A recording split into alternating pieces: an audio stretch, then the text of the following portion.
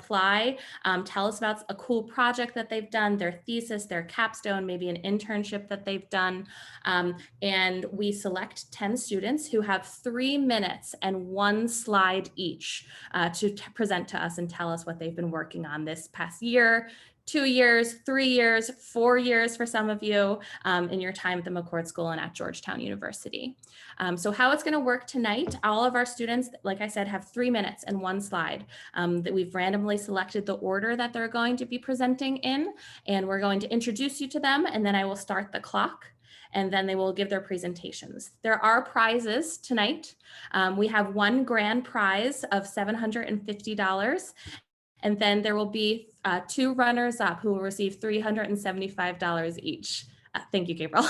And we're really grateful to the McCourt School for supporting this effort each the 2 years that we've run it. We're hoping it's something that we can continue to do in the future when we're back on campus and able to have a virtual component as well, so that all of your friends and families from around the world can log on and just see the really interesting work that you've been doing while you're a graduate student.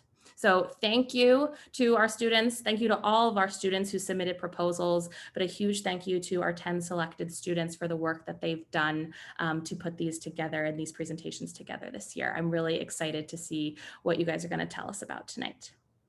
So that being said, we can get started. Our first presenter today is going to be Layla Ogabian. So we're going to move over to Layla's slide. And then Layla, the clock will start whenever you begin. Good evening. My name is Layla Ogabian, and today I am presenting my research on the humanitarian impact of US sanctions on Iran. I examined the relationship between United States sanctions and pharmaceutical imports to Iran. I chose to study this subject because over half of my family lives in Iran. My uncle passed away from a heart attack during dialysis, and my aunt is currently suffering from breast cancer. So why are sanctions a problem when it comes to humanitarian trade? Many reports have surfaced claiming that sanctions limit humanitarian aid intended for the Iranian people, which makes it difficult to respond to diseases such as cancer, MS, and even COVID. The Iranian people are struggling to access the medicine they need because sanctions have created an environment where banks and businesses are not willing to process pharmaceutical transactions to Iran. At the bottom of the slide, you will see the true model I used to examine this relationship, which is commonly referred to as the gravity model of international trade. It looks at GDP for both importing and exporting countries, distance between capital cities, as well as shared language and borders. In order to assess US sanctions, I created dummy variables for each president between Clinton and Trump to capture Iran sanction regimes by administration. What I found is statistical significance among party lines, meaning when Republicans are in the White House, humanitarian trade decreases, and when Democrats are in the White House, pharmaceutical imports increase by 30%. So that means Trump was responsible for a $477 million loss in pharmaceutical imports in 2018. My results also showed that Obama was responsible for a 44% increase in pharmaceutical imports, so that roughly translates into an increase by $636 million in 2016. This constant shift in imports is problematic because humanitarian trade is supposed to be exempt from US sanctions, meaning there should be a constant flow of humanitarian goods going to Iran. However, my results indicate this is not the case and that humanitarian aid is dependent on party affiliation. Recognizing this impediment, the EU and the Swiss have separately created a financial channel to help facilitate humanitarian trade with Iran. However, both lack leverage over US foreign policy to have any meaningful impact. That is why the White House should take the lead in setting up a direct financial channel between the US and Iran. A direct channel will remove barriers, instill confidence, and signal to firms that engaging in humanitarian trade with Iran is permissible. It will also provide the Iranian people with the level of aid they need. Thank you. That concludes my presentation. Thank you, Layla. Okay, so how it's going to work, we're going to take just about 20 seconds in between each presentation to give our students some time to breathe, compose their thoughts before it's their turn to present, and also so our judges can scribble down some notes about each presentation. But as you guys can probably see, we are recording this event tonight, so you'll be able to share the recording with your friends and your families, watch your presentations after the fact, etc. So next up is going to be Ethan Murray. And Ethan, we're going to go to your slide and the clock will begin whenever you get started.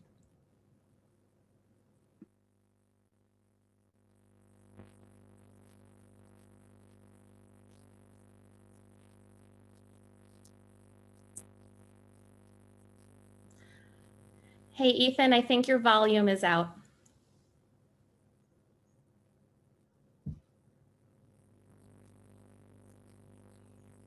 Live presentation, guys.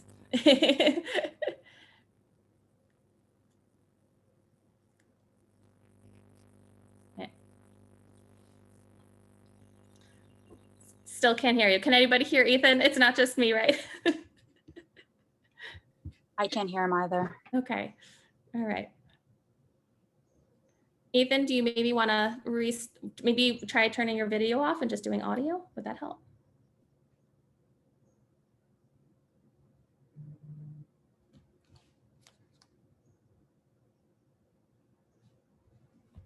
All right, how about now? Oh, yes. We are good to go. All right, Live entertainment. All right, whenever you're ready, go ahead. All right. America's strongest claim to exceptionalism may be its carceral record. Despite representing less than 5% of the world population, the United States has about 25% of the incarcerated population. Our incarceration rate is way higher than not just our allies, but Russia and China. That's why it's somewhat unsurprising that half of American adults have an immediate family member who is spending or has spent time behind bars. The problem is incarceration is associated with a host of negative outcomes in health, wealth, employment, and education for both the individual and the family. The negative consequences have not been evenly distributed. Black people represent 33% of the prison population, despite representing only 12% of the adult population.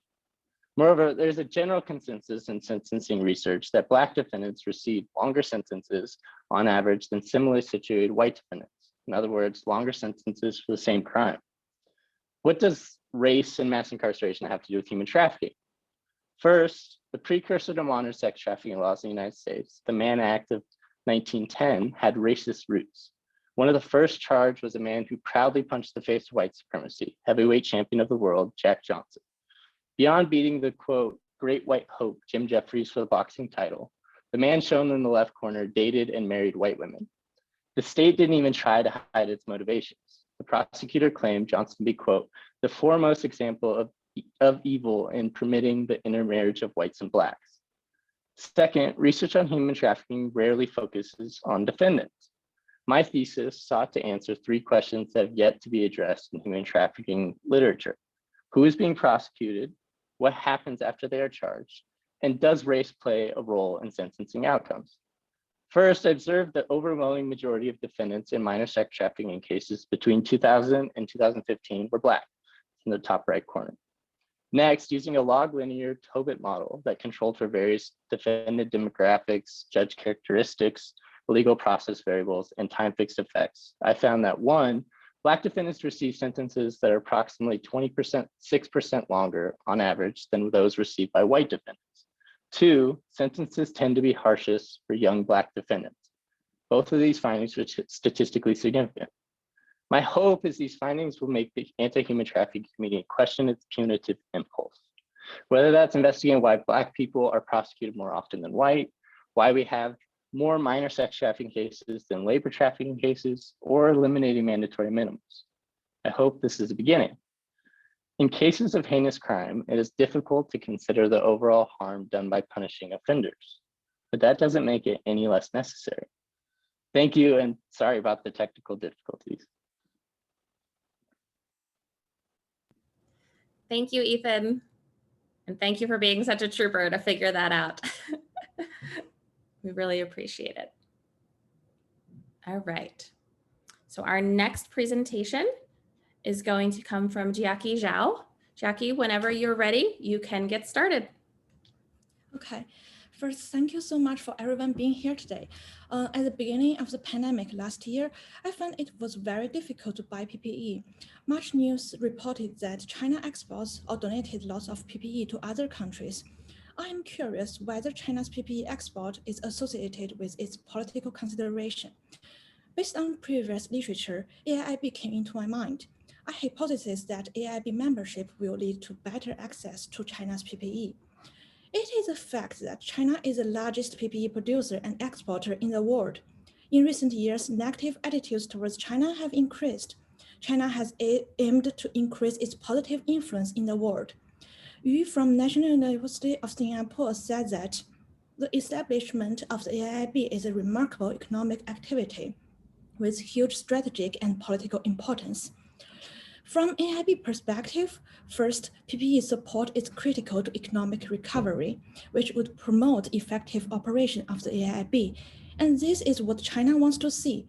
Secondly, studies show that past trade ties and political ties are associated with critical medical goods exports.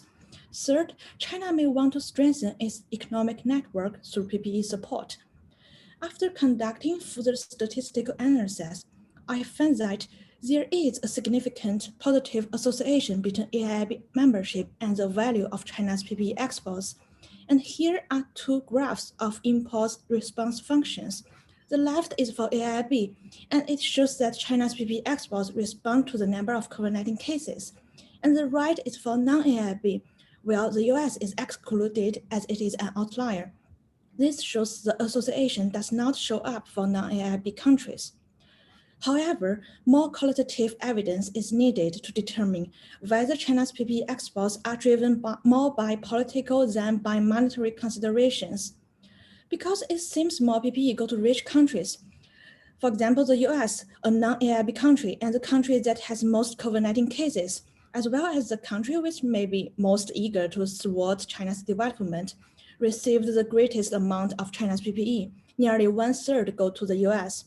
Second, there is a possibility that Southeast Asian countries may receive China's PPE and then repackage them and then export them to other countries. But they are also AIIB members. Trade diversion moves may add noise and bias into my study. Thirdly, it could be a case that the finding is an existing natural network fact. Business convenience may direct China's PPE exports to these member countries, and China does not particularly support AIIB members. That's all, thank you.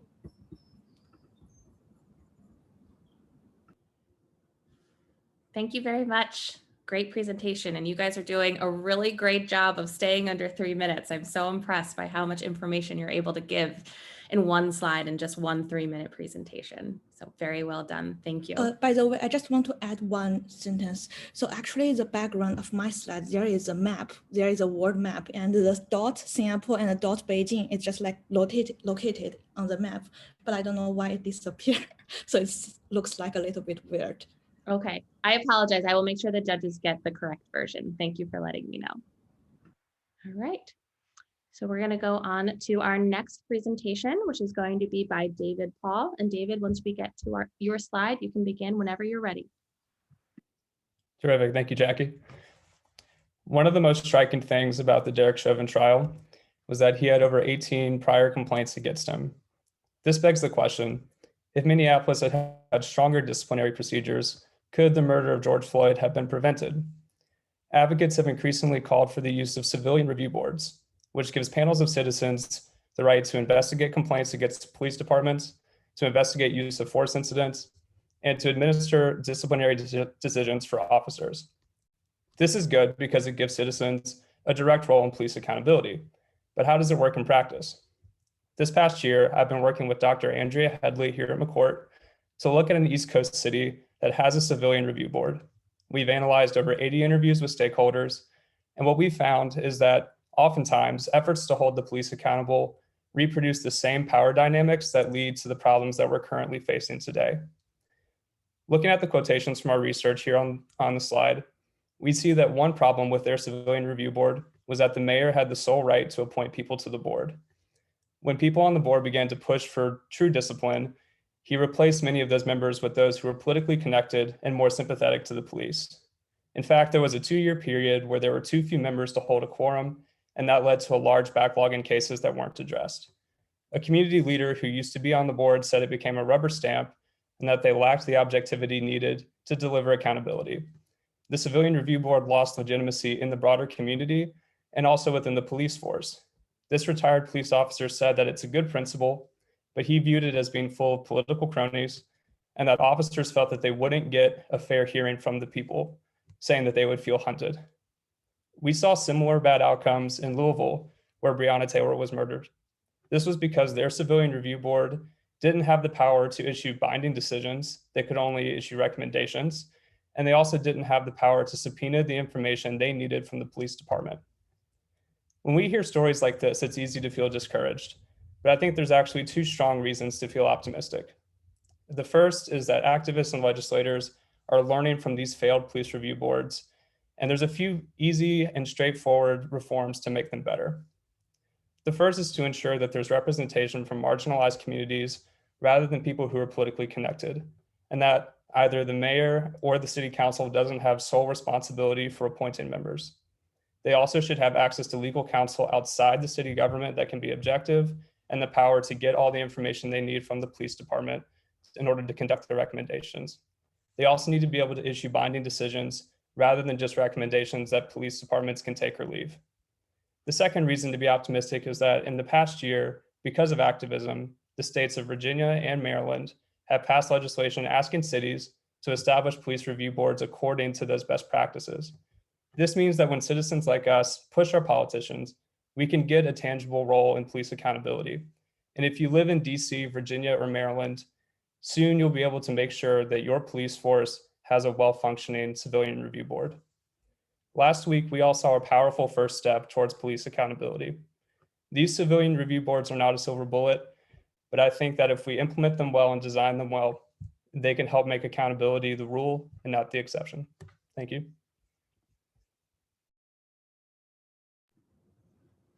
Thank you, David.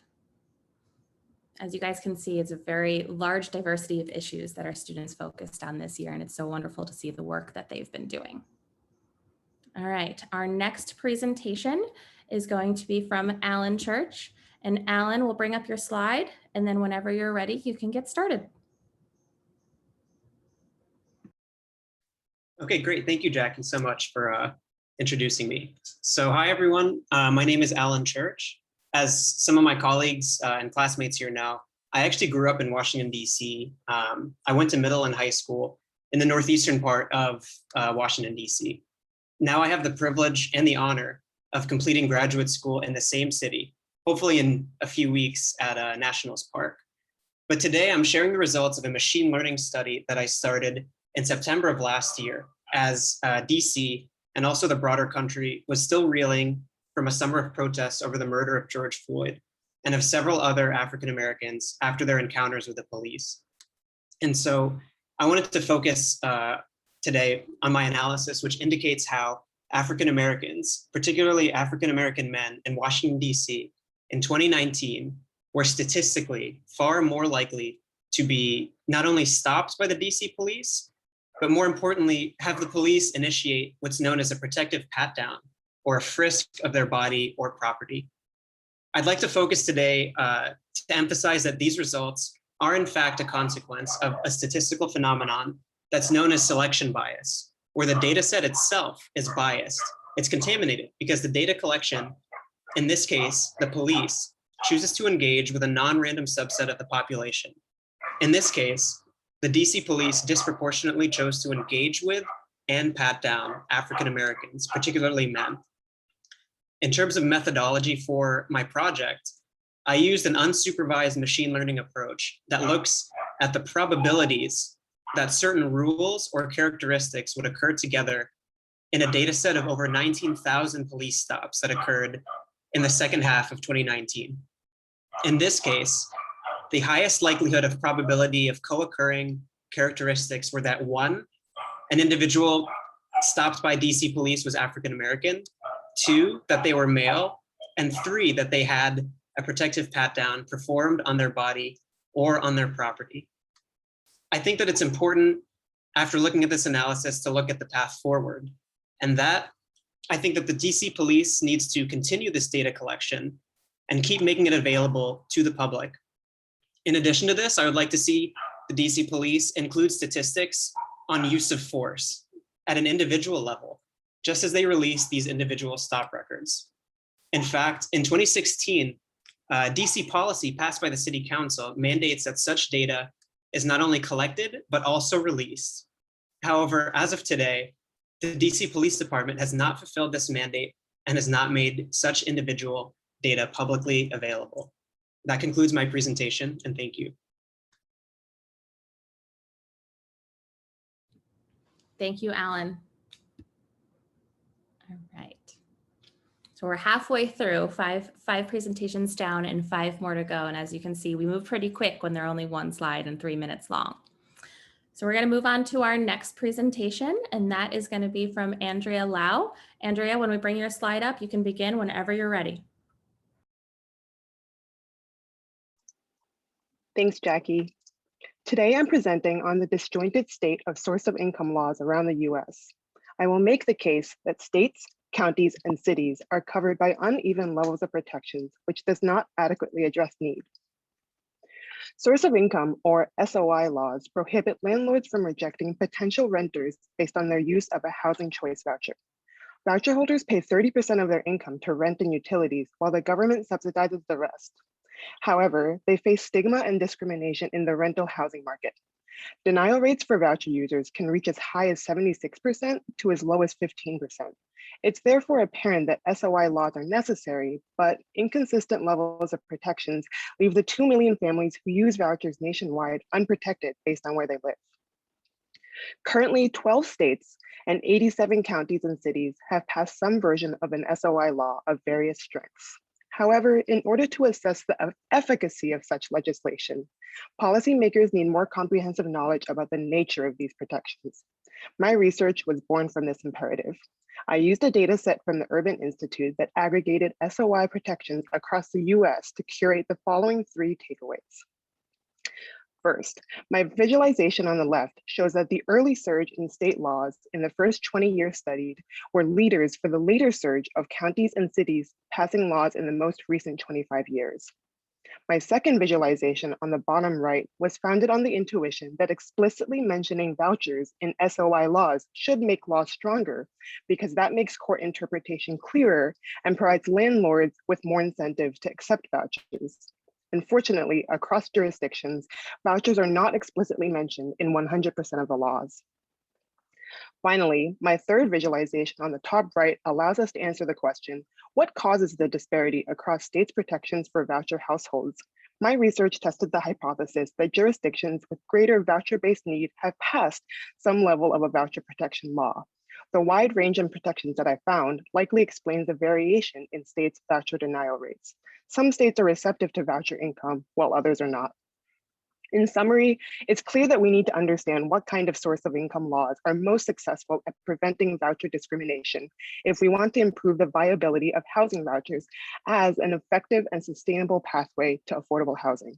These insights will inform how policymakers should standardize protections across states and localities to promote safe and successful environments for housing choice voucher holders. Thank you.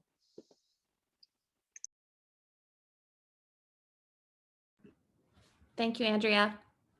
Congratulations. All right. Moving right along, our next presentation is going to be with Abele Chukwu-Monye. Abele will bring up your slide, and then whenever you are ready, you can begin.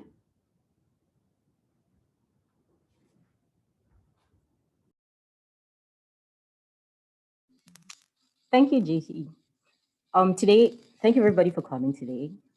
Today, I'll be telling you about financial inclusion in Nigeria.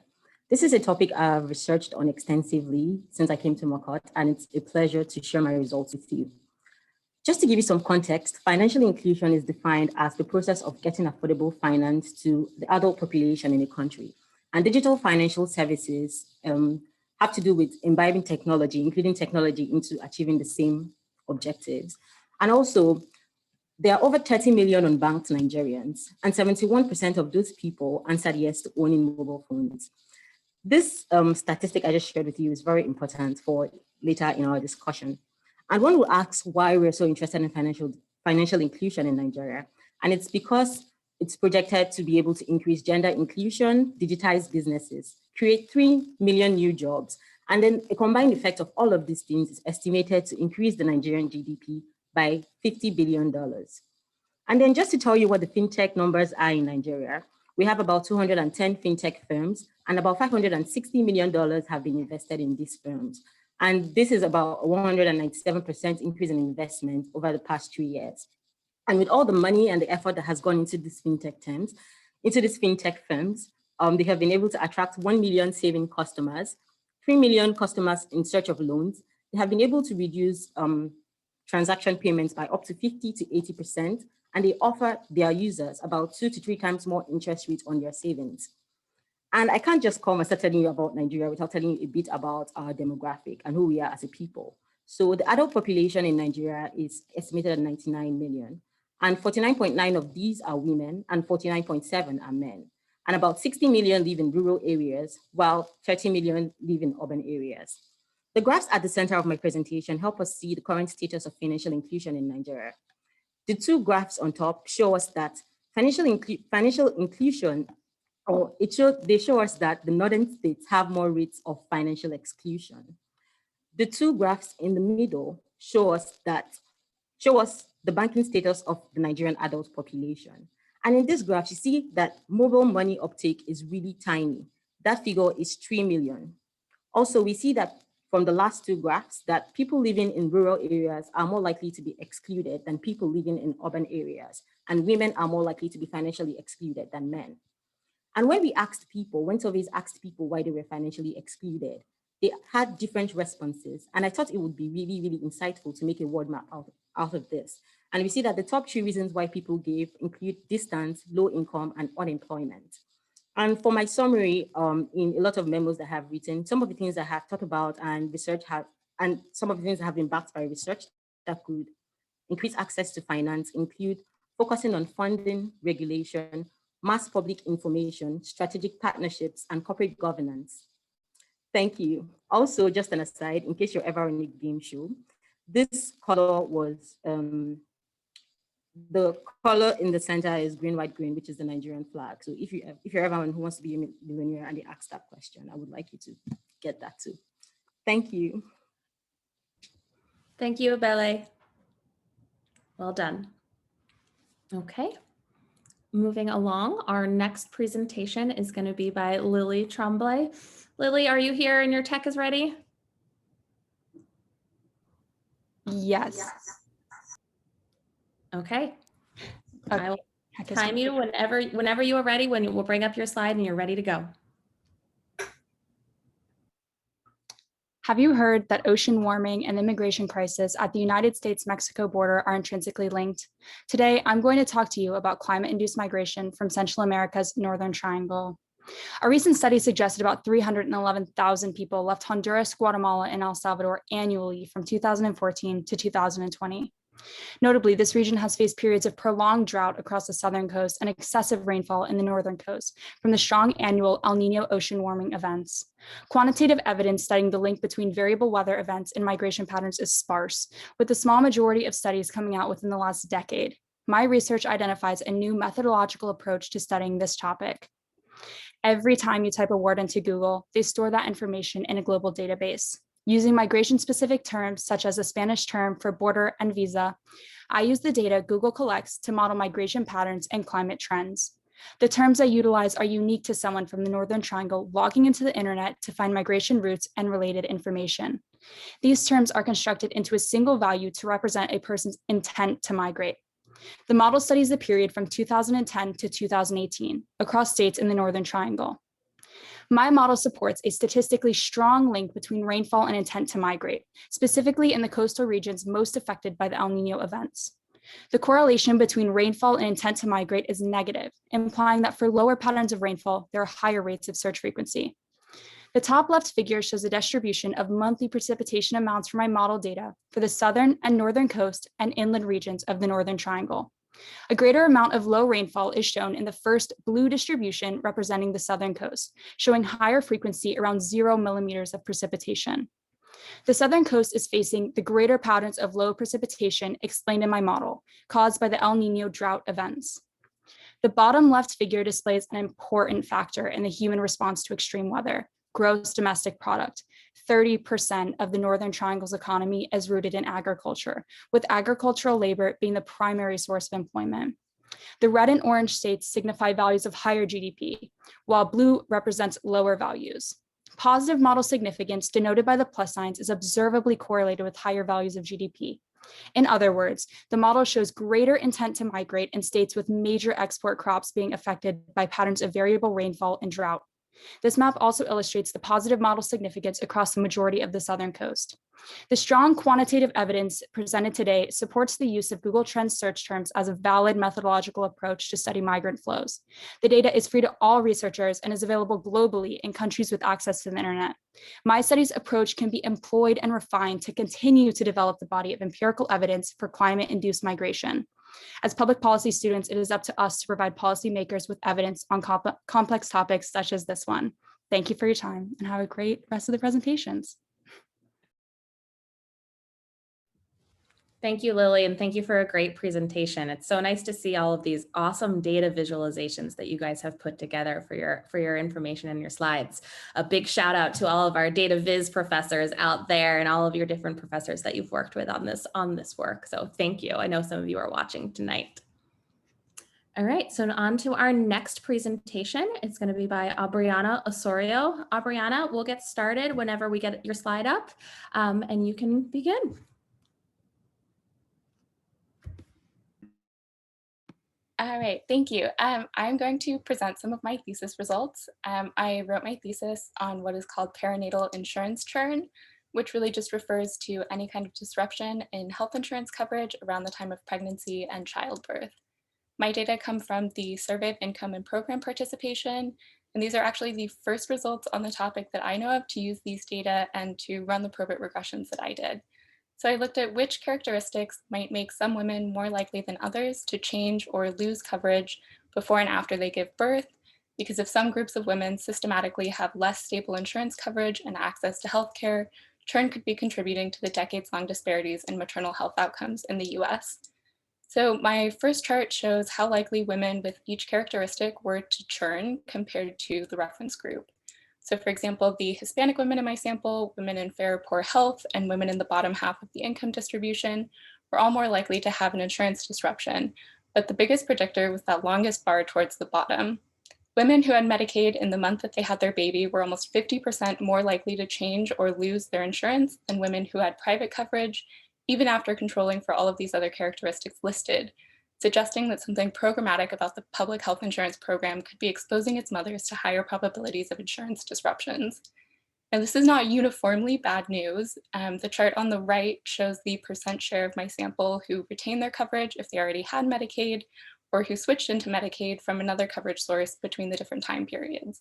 So at the top, you can see that of the women who were initially uninsured, 58% of them actually gained Medicaid coverage by delivery, and even 43% of women who started out with private coverage switched into Medicaid.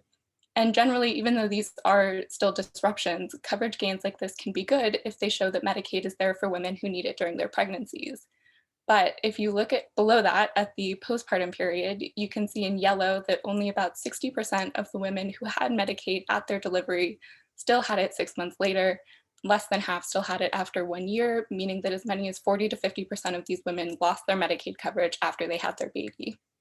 And so to get back to a programmatic explanation, this is likely related to the way the program's eligibility works. If you're pregnant, you can have a somewhat higher income and still qualify for Medicaid, but that pregnancy coverage ends just 60 days after your baby is born.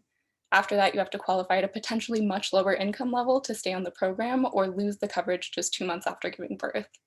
So what are the policy options? Well, right now there is actually a lot of exciting energy going into maternal health and postpartum coverage.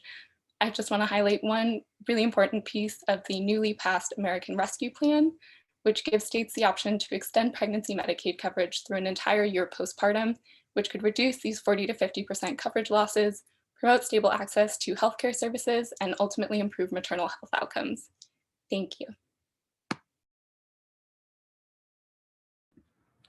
Thank you, Aubriana, and thank you for covering such an important and relevant topic for what's happening in the world right now. We really appreciate it.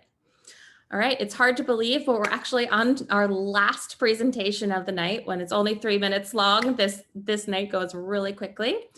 So next up is going to be Yue Chang. So Yue, whenever you are ready, we'll bring up your slide and you can get started.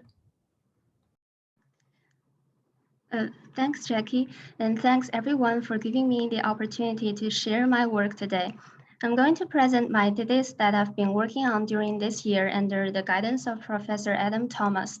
A huge thanks to Professor Thomas. Without him, I could not finish my thesis. I also highly recommend his classes to the following students. Now let's begin. In my thesis, I attempt to explore the relationship between nationalism and interstate conflict by using data on the World Cup qualification processes, the militarized initiated disputes dataset, and a regression discontinuity model. The design of regression discontinuity allows me to use participation in the World Cup as a proxy for the degree of nationalism. When a treatment is given to units that exceed an important cutoff point in the scoring system, a regression discontinuity can be used. On this front, World Cup provides a useful natural experiment.